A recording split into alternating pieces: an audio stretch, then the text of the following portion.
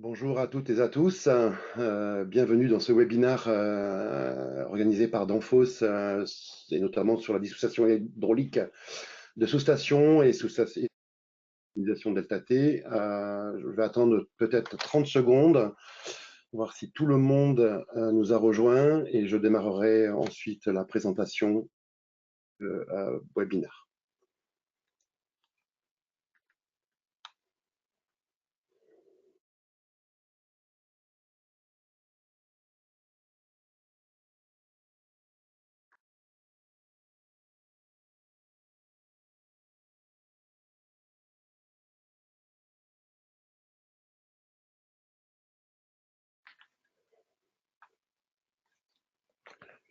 Bien, on va commencer. Écoutez, bonjour à toutes et à tous. Merci à participer à ce webinaire. Je me présente, je suis donc Frédéric Chérel, je suis manager pour la partie et je suis accompagné aujourd'hui de Vincent Calette, qui est notre expert, notamment sur les réseaux de chaleur, qui va prendre juste après moi et je reviendrai vers vous ensuite. Avant de commencer ce webinaire, nous souhaitons faire un petit sondage. Ce sondage, voilà, il va apparaître devant vos écrans et je vous demanderai à ces petites questions. Connaissez-vous les vannes PICV d'Enfos?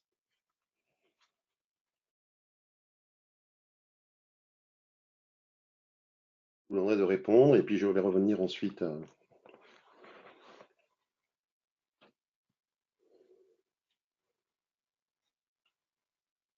Voilà, donc on va regarder le résultat.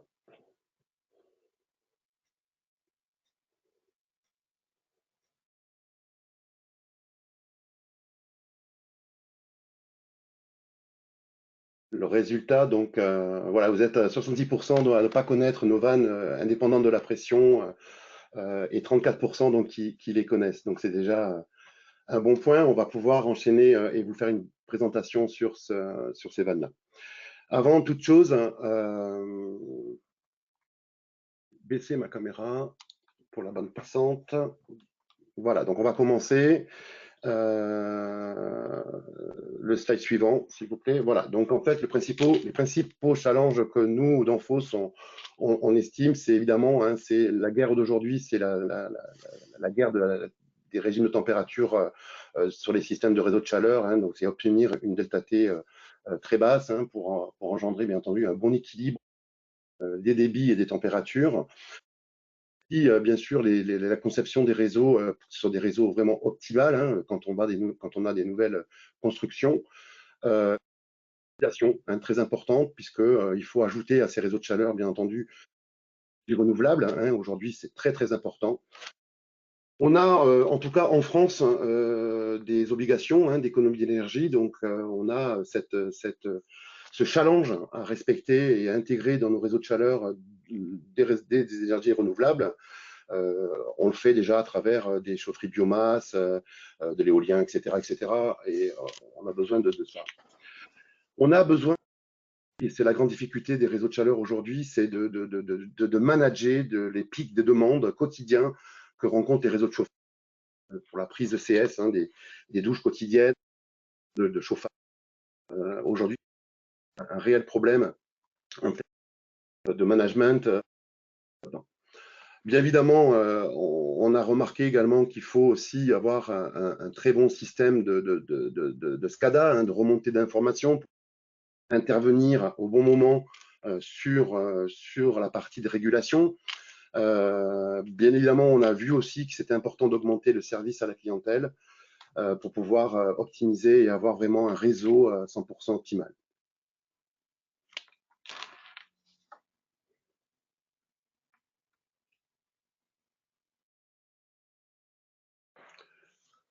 Comme vous pouvez le voir sur la photo, sur ce slide devant vous, la tendance aujourd'hui, c'est la digitalisation. Donc aujourd'hui, on intègre de plus en plus de digital dans nos réseaux de chaleur parce que pour nous, c'est aujourd'hui, on est sur la 4e génération et on souhaite arriver. Alors, 4e génération, vous pouvez le voir, des retours de température inférieurs à 50-60 degrés. Demain, ça sera avec la 5e génération d'avoir des températures inférieures à 25-40 degrés sur nos températures retour. Donc c'est très très très important et aujourd'hui, mettons nous d'Enphos en tout cas tout en œuvre pour essayer d'avoir des outils, des produits qui permettent justement d'aller vers cette de réseau de chaleur. Je vais donner la parole à mon collègue Vincent, qui, comme je vous l'ai dit en présentation, est notre expert sur les réseaux de chaleur, et il va prendre la parole pour vous expliquer une étude de cas. Merci. Vincent, à toi. Merci. Bonjour à toutes et à tous. Je vais vous présenter une étude de cas sur un ensemble de 8 sous-stations à laquelle Danfoss a été associé avec la mise en place de ces vannes à pression différentielle sur un chauffage urbain comportant un total de 100 sous-stations.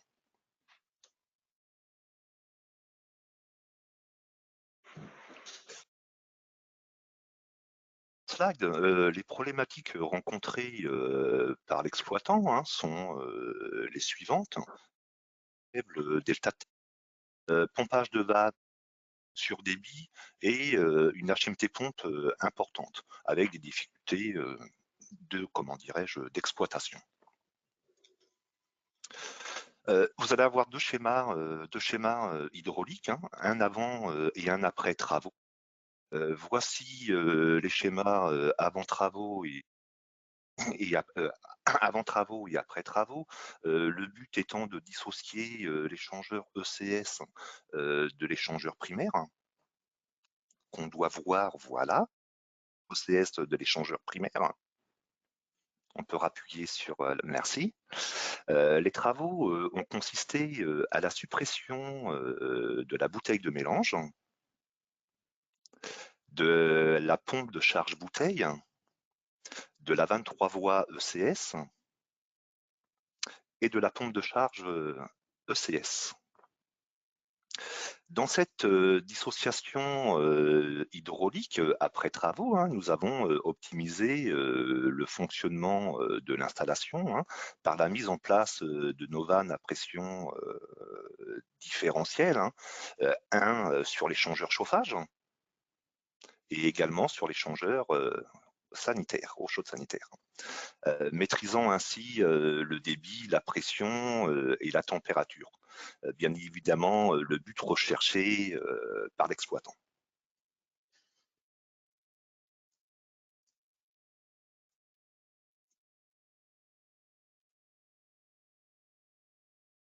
On va passer maintenant, si on reprend le schéma hydraulique et les courbes de température, avant travaux, avec les graphiques des données historisées par l'exploitant, on constate des flux importantes avec des vannes ouvertes à 100%, du surdébit, un petit delta T encadré ici en rouge.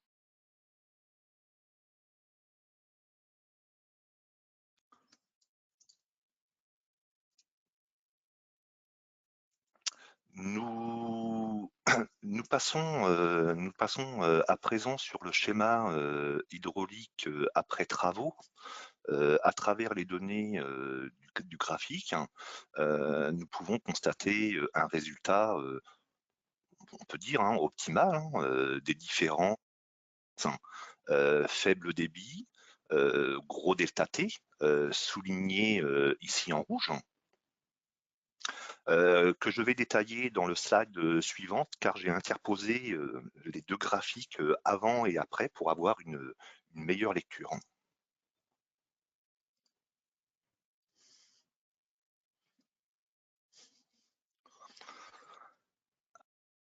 Avant et après travaux, si on analyse de plus près chaque courbe sur une période identique et avec des conditions similaires, nous pouvons constater une diminution de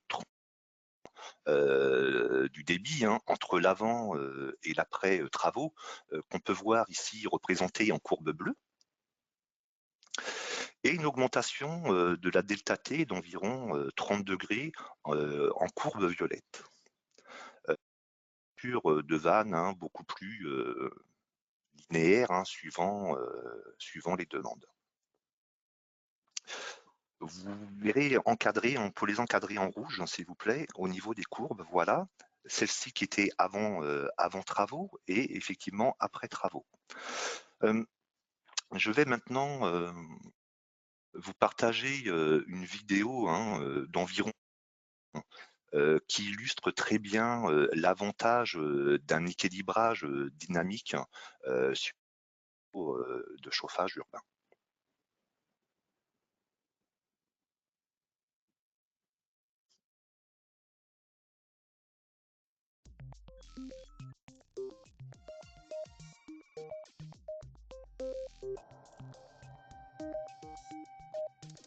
Souhaitez-vous réduire vos coûts d'exploitation, réduire le nombre de réclamations et satisfaire le personnel d'exploitation et les utilisateurs? Les vannes de régulation indépendantes de la pression différentielle sont justement faites pour cela. Vous savez à quel point un réseau de chaleur ou un réseau de froid peut être complexe et combien il est difficile de fournir la quantité d'énergie nécessaire et suffisante au point de livraison. Les variations permanentes de la demande énergétique, la modification des débits et de la pression, ainsi que des énergies primaires issues de différentes sources, sont autant de paramètres qui mènent à un déséquilibre hydraulique et à une mauvaise qualité de la régulation de température. Par exemple, les habitations les plus proches de la chaufferie vont bénéficier de plus de pression différentielle disponible qu'elles n'en ont réellement besoin, alors que les habitations les plus éloignées ne bénéficieront pas de la pression différentielle nécessaire, avec au final un inconfort thermique chez les usagers. La solution classique pour fournir les zones les plus éloignées est d'amener plus d'énergie dans le réseau, en augmentant la hauteur manométrique des pompes primaires, ainsi que la température de départ du réseau. Cela va conduire à augmenter les coûts d'exploitation ainsi que les factures de chauffage avec une pollution de l'air plus importante. Pour résoudre ce problème, nous devons impérativement équilibrer le réseau. Pour cela, vous pouvez utiliser les vannes d'équilibrage statique, mais à chaque fois que l'approvisionnement énergétique du réseau sera modifié ou que de nouveaux utilisateurs seront raccordés, des réglages manuels seront alors nécessaires, ce qui est difficilement conciliable avec les caractéristiques changeantes des réseaux de chaleur et de froid. La seule solution efficace dans un réseau de chaleur ou de froid est l'équilibrage dynamique, avec des régulateurs de pression différentielle. En régulant la pression différentielle, ces vannes équilibrent les débits distribués de manière automatique.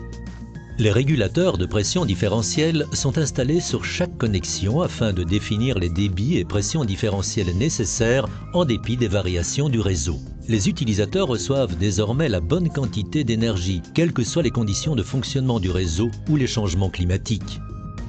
Les régulateurs de pression différentielle créent les conditions stables pour que les vannes de régulation puissent parfaitement contrôler les niveaux de température. Les échangeurs sont maintenant protégés des soudaines variations de pression et les vannes de régulation fonctionnent sans phénomène de cavitation. Il y aura également moins de bruit dans l'installation. Il y a désormais suffisamment d'énergie pour chacun, avec moins de débit et un différentiel de température plus important, ce qui réduit les déperditions dans le réseau ainsi que les frais d'exploitation des pompes. Grâce au régulateur de pression différentielle Danfoss, les utilisateurs accèdent à un meilleur niveau de confort et vous recevez moins de réclamations. Vous réduisez vos coûts d'exploitation tout en diminuant les factures et vous contribuez à une meilleure qualité de l'air. Vous pourrez également raccorder plus de clients sans pour autant investir dans de nouvelles chaufferies. Pour créer votre réseau efficace et moderne, allez sur www.district-heating.danfoss.com ou contactez votre représentant local.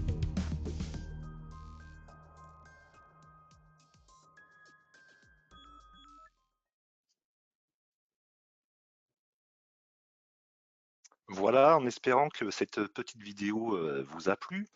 Nous allons maintenant passer au matériel installé sur l'ensemble des sous-stations suite à cette dissociation.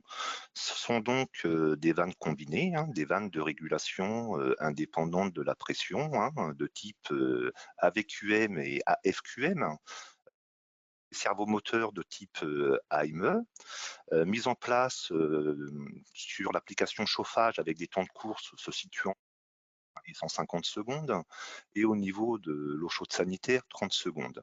La pression différentielle acceptée de nos vannes jusqu'à 20 bars en PN25.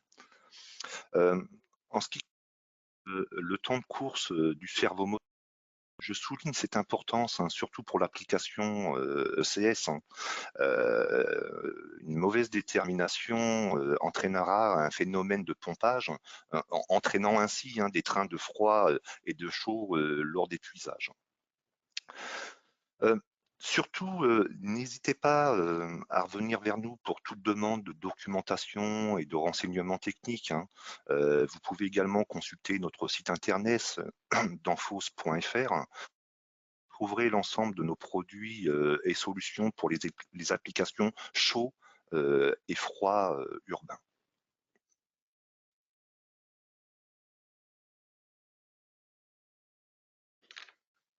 Les intérêts du matériel installé et les avantages de cette solution, bien sûr, on reprend la dissociation hydraulique, c'est la mise en place d'un équilibrage dynamique des débits primaires alimentant les sous-stations, l'amélioration de la qualité de la fourniture, débit nominal respecté et des tâtés indiquant un bon échange thermique, évite les surdébits et les phénomènes de pompage, possibilité de brider le débit nominal de la vanne, qu'on peut voir ici souligné en rouge,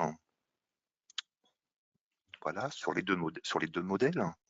Ce qui permet de régler le débit au régime de fonctionnement de l'échangeur et également être dans la plage de mesure du Qmax du compteur thermique.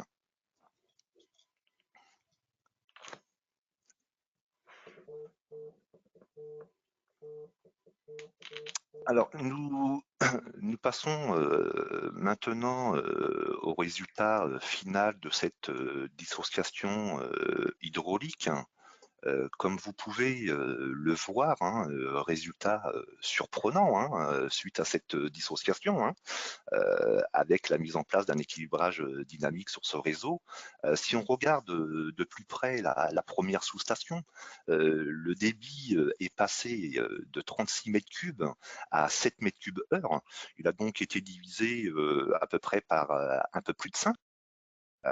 Ce qui est très important. Ça a permis de, comment dirais-je, d'anticiper les futurs raccordements. Ce ne sont pas les seuls impacts, puisqu'il y a également une diminution de la consommation de la pompe réseau, un meilleur comptage et une amélioration du rendement réseau. En sous-station, une économie sur l'exploitation du fait du remplacement du matériel, bien sûr, suivant de DSP, du fait de la sécurisation de l'installation, qui permettent ainsi de réduire le nombre d'interventions et effectivement le remplacement de matériel. Comme on peut voir, effectivement, l'avant-dissociation et l'après-dissociation, l'élimination des pompes électriques et du matériel électrique. Avant de passer la main à Frédéric, je profite de l'occasion pour remercier l'exploitant de nous avoir fait confiance et de nous avoir permis de mettre en avant notre maîtrise et la performance de nos produits en nous associant à cette réalisation. En vous remerciant, je passe maintenant la main à Frédéric.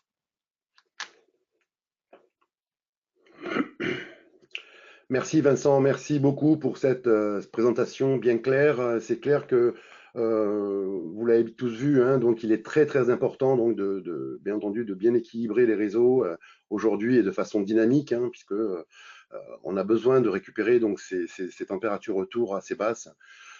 Et je vais donc profiter moi maintenant de vous présenter ces vannes indépendantes de la pression. Danfoss aujourd'hui innove et sans cesse en train d'innover. Et nous avons lancé donc un nouveau programme qui est le programme Virtus, qui est donc de nouvelles vannes indépendantes de la pression, mais avec beaucoup plus de débit, qu'elles sont aussi beaucoup plus compactes, laissant passer ainsi beaucoup plus de débit, comme je viens de vous le citer. La grande différence qu'on avait par rapport à l'ancienne version de nos vannes indépendantes de la pression, puisqu'aujourd'hui on va jusqu'au DN 250 avec des débits qui vont avoisiner à peu près les 800 mètres cubeurs. Donc je vous dis que c'était très important. Une autre phase importante aussi, c'est la pression nominale. Danfoss aujourd'hui va maintenant, on allait jusqu'au PN16, PN25. Aujourd'hui, on va atteindre des pressions nominales jusqu'au PN40. Donc c'est très important. Important aussi, c'est un seul actionneur pour l'ensemble des vannes, donc ODN 250, des actionneurs électriques avec plusieurs avantages, donc 0,10 volts, 230, etc. Et ce qui est très intéressant au niveau de la maintenance, c'est qu'on a juste un seul moteur à positionner sur ces vannes-là. Comme je vous l'avais dit, elles sont des vannes donc, qui sont en grande capacité de débit. Elles permettent évidemment à vous, exploitants, aux exploitants en général, de pouvoir optimiser les diamètres. Je m'explique, quand on a un débit à mettre dans une sous-station, on n'est pas obligé de prendre une vanne, par exemple, je m'explique, en 250. On peut très bien optimiser en DN 200, voire peut-être en DN 100, pour s'ajuster le débit pile poil qu'il nous faut pour alimenter notre sous-station. Grande importance également, c'est la compacité. Danfoss a tenu à avoir des vannes qui soient beaucoup plus compactes et en pensant à l'espace qu'on peut trouver dans des sous-stations. Vous savez comme moi que des sous-stations sont parfois exiguës, difficiles de faire des travaux ou des reprises de tuyauterie, etc. Donc aujourd'hui, avec cette compacité, on va gagner jusqu'à 20% d'espace d'installation, ce qui est très important en termes d'espace dans la sous-station. Donc ça, c'est un grand point très important. Également, un sujet qui était très important dans l'élaboration de ces nouvelles vannes, c'était le réglage. Vous savez que on a cette problématique de savoir régler une vanne. Danfoss s'en est inquiété et a voulu rendre vraiment facile et sans outils la partie réglage de cette vanne. On est sur une vanne donc dite dynamique, automatique, avec des plages de réglage. Mais simplement, comme vous pouvez le voir sur ce slide, avec un curseur très visible, tout en visualisant le compteur d'énergie, de venir s'approcher du débit souhaité qu'on a besoin à l'instant T pour pouvoir vraiment ajuster très bon débit. Et aussi la même chose, si toutefois on avait de l'extension d'autres sous-stations, ça permettrait d'ouvrir un peu plus la vanne et de laisser passer un peu plus de débit. Voilà, donc ça faisait partie aussi des choses importantes dans cette nouveauté de vanne indépendante de la pression.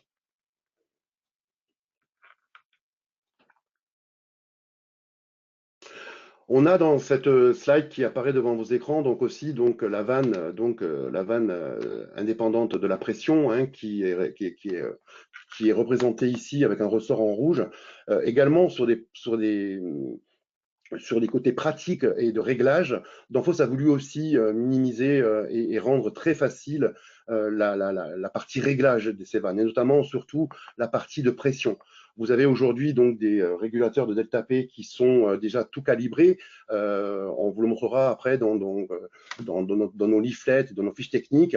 Par exemple, l'exemple que je vous cite actuellement devant vos écrans, on a un régulateur delta P qui va de 0,2 à 1 bar. Et bien, je viens régler simplement donc avec les flèches que vous voyez apparaître, la delta P que j'ai besoin pour ma sous-station, et de façon à ce que la vanne utilise uniquement cette plage de débit. Si j'ai besoin de modifier les réglages, simplement je viens augmenter ou diminuer la compression du ressort de façon à avoir toujours la même pression dans l'installation. Donc c'est très facile, très aisé à pouvoir mettre en œuvre. C'est ce que recherchaient aussi nos exploitants, d'avoir ce côté pratique du réglage, parce qu'auparavant on avait cette difficulté de maîtriser et de régler la bonne delta P dans la sous-station ou dans le réseau.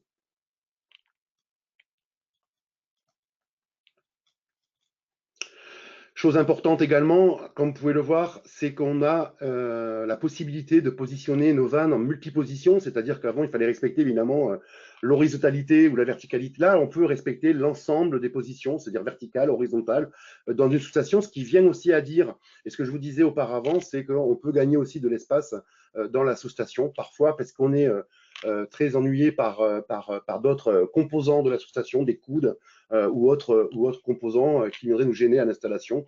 Cette façon de pouvoir installer la vanne va nous faire gagner également aussi de l'espace dans la sous-station. Donc, pas de problème d'orientation avec ces nouvelles générations de vannes. Voilà, donc comme je vous l'ai présenté au début de ma présentation, voilà, donc ça c'est la nouvelle génération de vannes indépendante de la pression, donc avec la régulation et le contrôle de la delta P.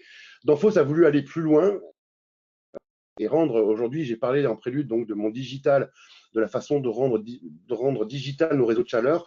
Danfoss a souhaité aujourd'hui rapporter dans nos vannes un actionneur intelligent, hein, donc ce qu'on appelle l'intelligence artificielle à travers nos vannes de delta P et de régulation, positionner et pouvoir anticiper justement toutes les problématiques qu'on peut rencontrer dans nos sous-stations ou dans nos réseaux. Hein. Souvent, quand deux réseaux sont avec deux productions bien distinctes, bien séparées, on a ce phénomène de contre-courant, de contre-débit qui vient se percuter et on a du mal effectivement à trouver le point d'équilibre. C'est quelque chose qui est très difficile dans les réseaux de chaleur aujourd'hui, c'est de trouver le bon point d'équilibre. Donc justement, en intégrant cette intelligence artificielle, on va pouvoir bien évidemment bien optimiser et prédire un petit peu ce qui va se passer et de façon à trouver le très très bon moyen d'ajuster ce point d'équilibre et qu'il n'y ait pas de variation sans cesse sur le réseau et qui viennent ensuite perturber bien évidemment nos sous-stations et souvent, et on s'en aperçoit, les exploitants nous le disent, c'est souvent dans des sous-stations qu'on dit dites critiques où on a justement à avoir la bonne pression et avoir le bon débit, forcément aussi avoir la bonne température. Donc c'est pour ça qu'on a aujourd'hui et on développe aujourd'hui cette nouvelle vanne, ces deux nouvelles vannes, on va dire, parce que j'en ai une autre derrière, en tout cas pour contrôler la delta P, qui s'appelle donc iNet, où on vient donc tout simplement ajuster cette intelligence artificielle de delta P. Évidemment, ce régulateur intelligent communique avec l'ensemble de vos systèmes SCADA et des systèmes SCADA qui existent en termes de régulation, mais même aussi de supervision, hein, qui va pouvoir à l'instant T contrôler où est ma pression, où j'en suis, pouvoir aussi bouger le réglage de la vanne initialement. On travaille pour ça donc avec, on a du signal 0,10 volts, des signaux de retour et de recopie. Donc, tout ça est géré à distance via votre régulateur ou via votre supervision. Donc, ça, c'est un grand pas de façon vraiment à optimiser vos réseaux ou les réseaux en général ou bien évidemment les sous-stations que je vous ai dites critiques auparavant. Également en sous-station, la possibilité de combiner ces deux vannes, c'est-à-dire que combiner donc à la fois la régulation de température, mais aussi la delta P. C'est pour ça qu'on a une vanne combinée qui réunit donc la vanne et l'intelligence artificielle à travers ce moteur AIME 6 qui permet justement voilà, de se positionner en lieu et place dans une sous-station et de pouvoir vraiment optimiser les débits et les températures. Avant de lancer ce programme Virtus en France, nous avons dans Danfoss France établi des field tests. Alors, vous pouvez le voir sur cette photo, sur ce slide. Plusieurs field tests ont été faits dans le monde entier, notamment en Europe. Et en France, on a eu la chance, un exploitant, de pouvoir mettre en place sur un réseau en place donc des vannes indépendantes de la pression nouvelle génération en DN250. Donc c'était sur une production d'une chaufferie biomasse et donc on a installé ces vannes là sur ce réseau là et également, donc là uniquement pour la partie vanne de régulation, et sur Valence, dans la Drôme, où on a installé une vanne dans un hôpital pour justement faire un test sur cette situation était critique, beaucoup d'oscillations, beaucoup de cavitations, et on a mis en lieu et place donc en test cette vanne-là qui a rendu satisfaction. Et je vais vous montrer juste après l'étude de cas qui a permis justement de travailler en collaboration avec notre exploitant sur cette étude de cas. Donc cette étude de cas, elle est située donc à Valence, sur le réseau de chaleur de Valence, où on a positionné, donc on avait des problématiques de pompage et de cavitation sur une sous-station de l'hôpital, entre autres de Valence. Et aujourd'hui, donc, les enjeux, hein, c'était évidemment de trouver le bon équilibre dynamique dans le réseau entier, de pouvoir optimiser les températures retour, parce que c'était vraiment très difficile quand on a fait le test de trouver un bon compromis, parce que la sous-station avait de gros problèmes. Et on va passer à la slide suivante. Voilà, et aujourd'hui, donc vous pouvez voir sur la slide, on a installé, donc on retrouve la vanne combinée hein, sur la sous-station, et on a pu voir en dataloguant, en mettant des capteurs et pouvoir avoir un retour avant-après, on s'apercevoir quand on a positionné donc la vanne indépendante de la pression de nouvelle génération sur leur installation, on a pu voir qu'aujourd'hui, on avait des retours qui étaient très plats, on n'avait plus d'oscillation. On a également la possibilité dans nos actionneurs de maîtriser, et grâce à un algorithme, l'anti-oscillation, hein, ce qui va permettre d'éviter d'osciller quand on a des demandes de pression ou de demandes de pression, justement d'adapter justement tout ça dans cette vanne-là et de permettre d'avoir des retours de température assez bas. Donc, on a eu une très grosse satisfaction.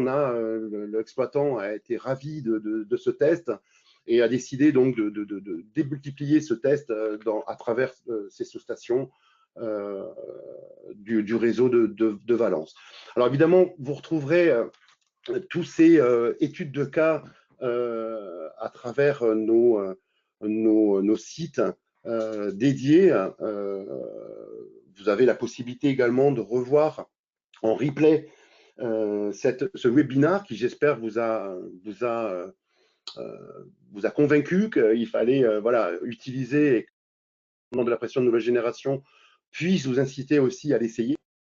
Également, pour toutes vos questions, si vous avez des questions, c'est de nous envoyer donc un mail @danfoss.com. Vous retrouverez également l'ensemble de nos fichiers BIM, toutes nos références de cas vidéo qui ont été prises sur www.ddc.danfoss.com. Et comme je vous l'ai dit, vous avez la possibilité de revoir.